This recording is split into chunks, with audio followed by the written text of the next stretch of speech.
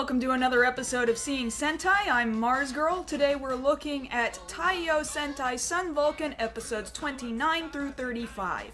So, I'm doing my best to ensure that we can get back on schedule with this. That might take a little while to do. I don't want to make any promises to you that I can't keep. I do really want to keep going because this is legitimately a series that I enjoy doing, and I hope you have enjoyed experiencing it with me in the past. I know the last couple of episodes have had way too much time in between them, so let's hope that I can keep going. In the meantime, before I really get started, I wanted to let you guys know that one thing that I've been doing since I last did my previous Seeing Sentai episode is that I became a translator and article writer for the Tokusatsu network, so it's my hope that I can continue to contribute to the community as best as I can, and that this is just a further extension of what I already do. So thank you so much for sticking with me through my progression through all of this. That having been said, I do definitely want to go ahead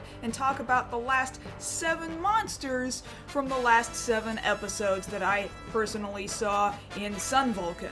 So just to cover our monsters, because I feel like they are the most defining parts of these episodes, we had monsters such as Rosemonger, Buffalomonger, Thundermonger, Flatmonger, Crabmonger, Cursemonger, and Cockroachmonger. So like previous episodes, I'm really not going to delve into the content of every single episode, just pertinent information from different pieces of each of these episodes perhaps, and I definitely want to talk about what was really important about what built this series. So let's talk about the episode that had Rosemonger in it, because that one also brings forth some character development out of Misa. It also kind of gives me this idea that we're still in a place, as far as Sentai is concerned, here in 1981, where women are starting to be portrayed as strong, but it's kind of not good enough for them to be portrayed on their own as really good, strong individual people. So Rosemonger shows up and specifically aims her sight on Vol Eagle. So remember, we now have a brand new Vol Eagle. This is the second Vol Eagle to join the Sun Vulcan team. And she is attacking him specifically because he's got a sword, unlike the previous Vol Eagles. This guy is a much more competent Vol Eagle. However, he's not very good against Rosemonger.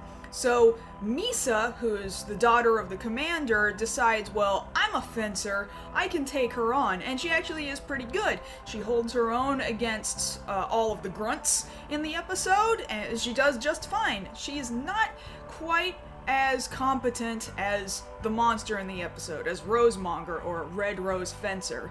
So she does get herself kind of cut up a bit. However, she created an opening so that Vol Eagle could see, oh, I see the ability that this monster is using that I couldn't figure out before, thanks to Misa having been there and kind of displaying, maybe on accident, exactly what the ability was that this monster was doing.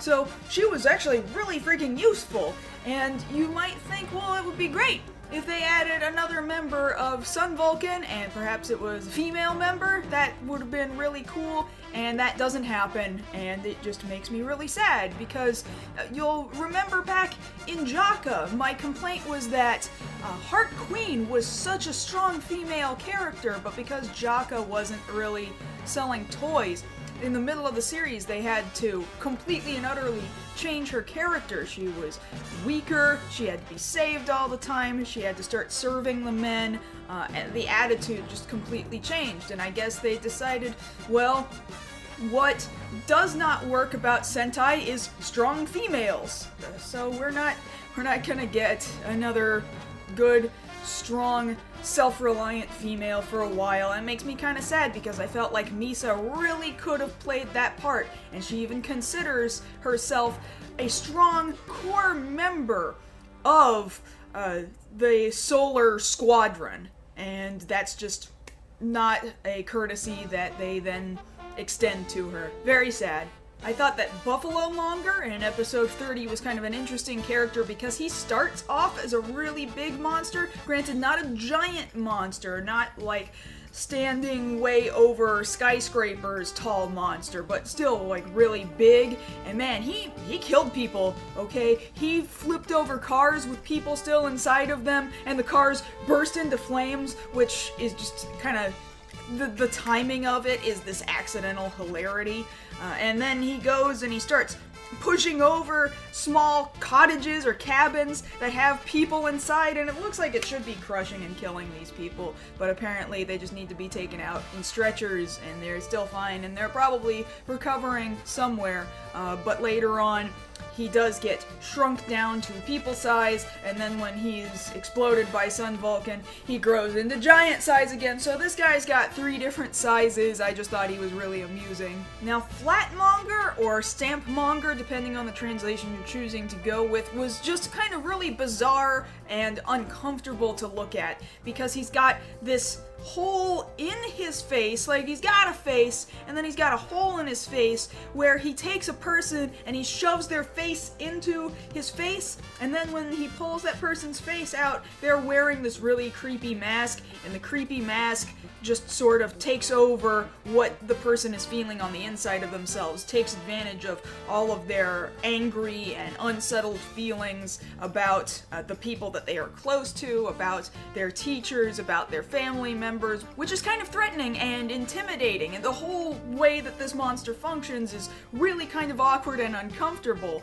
But what's also funny is that he's got on his arm this really strange, I don't really know what this monster is entirely. He has this block of some kind on his arm that also has like a cable attached to it dangling down from his arm, and it says just in full plain English across the side of his arm, it says Black Magma. So the name of the evil organization just plastered on the side of his arm. So Black Magma doesn't even give a crap about whether or not everybody knows that it's them trying to do really mean, terrible, evil stuff, which I thought it was so amusing that they would brand their monsters. Now, even though older Sentai does appear to be, I don't know, more violent, some people sometimes say more mature. That might be true sometimes, but definitely not all the time. Remember, this is still a children's television show, and although sensibilities in another country, in a different time, might have been a little bit different, they're still trying to cater to children or trying to give a children's message. So we get to episode 33 that has Crabmonger in it, and Crabmonger, aside from having snippers, he also has scissors. I don't really know why a crab also needs scissors, but he does, and he fancies himself to be a fashion designer, and he ends up kidnapping this female fashion designer out of Tokyo to bring her back to Black Magma because Queen Hedrion's like, I really like this woman's clothes that she makes and she's gonna make me my full wardrobe. But the core message of the episode is that that woman's little girl, her birthday's coming up, and the mother has given her a nice, kind of old, kind of not quite in style dress, and the little girl is being all selfish, like, I don't want this, I want something newer and more fashionable, wah wah wah. And the message is, no, it's nicer that your family wants to make you something, so you better friggin' appreciate this birthday present. So when her mom gets kidnapped, she realizes, oh no, I'll never take for granted the clothes that my mom makes for me ever again. And even the narrator at the end is like, yeah, that's right, you better appreciate what you've got from your family right now. It's this very kind of ham-fisted message that's being delivered in this episode through this children's television show that features a monster that is a crab that is also a fashion designer that also carries large pairs of scissors. Episode 34 featured Cursemonger, who really, he's not even the biggest part of the episode. He brings forth different dead entities or different ghosts that then come around and hurt people or haunt people. So this ends up looking like an episode of Kamen Rider Ghost for a second here when he resurrects Billy the Kid and Joan of Arc. Of course, this happened 30 years before Ghost ever happened, but then he also brings forth Dracula. Dracula's the first ghost that he brings back to life to try and attack people and attack Sun Vulcan. And we're not talking about, like, Dracula as in the historical Dracula that was Vlad the Impaler. We're talking about, like, Bram Stoker's Dracula, and he's wearing the stupidest, fakest 10-cent fangs in his mouth that you've ever seen. They really, I guess they didn't have much of a budget for Dracula, but come the end of the episode, they feel like they've done really bad things and they're sorry that they've done really bad things, and then Sun Vulcan holds a funeral for Dracula and Billy the Kid and Joan of Arc, even though they've been dead for hundreds of years already, so that's very kind of them, I guess. Now I want to spend some time talking about episode 35, which has Cockroach Monger, for a couple of reasons. One, I feel like this kind of flips the script on these episodes that would systematically come up throughout older Super Sentai series, where you've got a monster that's maybe not that bad of a monster, and then he goes and he makes friends with a kid, and maybe he redeems himself or something, or he defends the kid or something. So we have Cockroach Monger, who loves singing La Cucaracha and making people dance until they die. That's a really bizarre plot. But he makes friends with a kid who sees him just as a little cockroach, not as a big monster or anything. So the kid saves the cockroach because he likes bugs. He's not scared of cockroaches at all. So the cockroach does defend him from other bully kids in the neighborhood. However, he only does it so that he won't die, and so that the kid will take him back to the kid's house to give him a place where he can continue to work on his formula to make people dance until they die, and when the kid sees it, he holds the kid hostage. So it's kind of flipped the script, as I said a little earlier, on friend of evil monster formula, on kid befriends evil monster.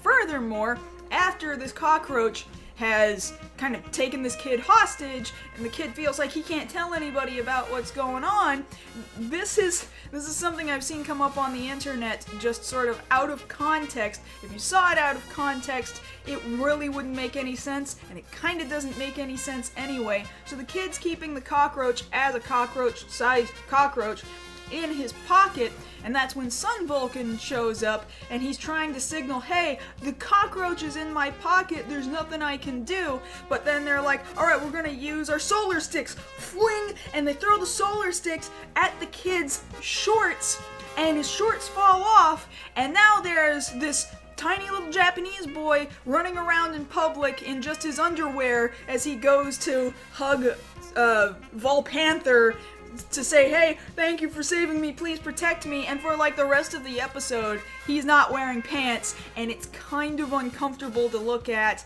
and you'll feel kind of weird watching it, I'm not gonna lie.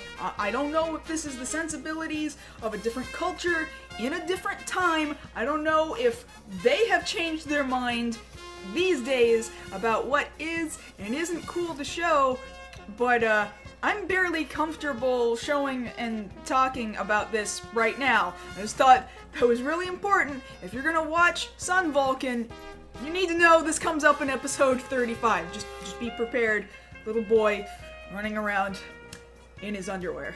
So I'd like to go ahead and hurry up and get through the rest of Sun Vulcan, as we've only got a couple more of these vlog episodes left to go if I keep doing these 7 episodes at a time, because I would really like to kind of blow through and see if eventually I can't push up to the schedule that I was originally keeping way back in the day, and then keep it to just 1 episode a day for 7 episodes, do that for a week, and then vlog it. I want to get back to that. I hope that I can. I don't want to make you guys any promises, like I said before, just in case I can't keep them, but that is my goal. I do want to be back on this right along with you guys, because it's so much fun, and it's so much fun to share with the rest of you. Let me know what you guys thought of these episodes if you have seen them. Subtitles do exist for this particular series. I do think that this series is a fun ride and is totally worth it so far. Let me know what you think about it. So until then, thank you again for your patience, thank you for sticking with me, thank you to the Patreon contributors at patreon.com/MarsGirl who make this and all kinds of other stuff I do possible. I look forward to seeing you guys in the next video. Danny is a young sci-fi writer living in the UK.